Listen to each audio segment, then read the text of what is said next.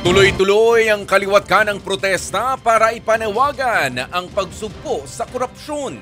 Gaya na lamang ng marcha ng ilang transport groups sa Maynila. Narito ang report ni Mon Gualvez. Idinaan sa marcha ng grupong Piston ang kanilang kilos protesta kontra korupsyon.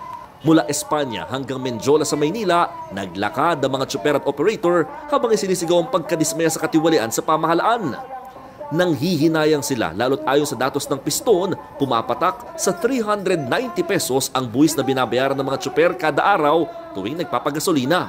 Dapat yung buwis na binabayaran ng mga driver at mga operator dapat ginagamit sa usapin ng serbisyo. Pero nagulantang tayo na patuloy ni dinarambong yung ating malaking buwis. Kinalampag naman ng ilang kabataan ang tanggapan ng DPWH sa EDSA Quezon City.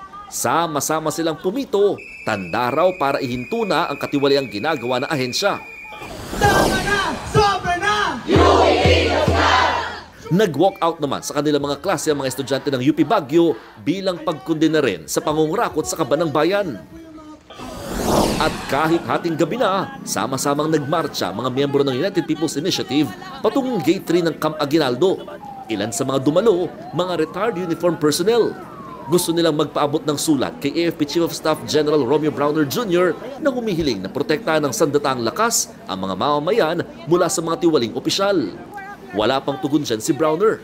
Babala nila, patikim pa lang daw ito ng mas malawakang kilos protesta sa linggo. Wala nang political color, di bali ng anong partido mo, basta kung ayaw mo ng korupsyon, gusto mo ng kaayusan at pagbabago, magsama-sama tayo rito manalangin.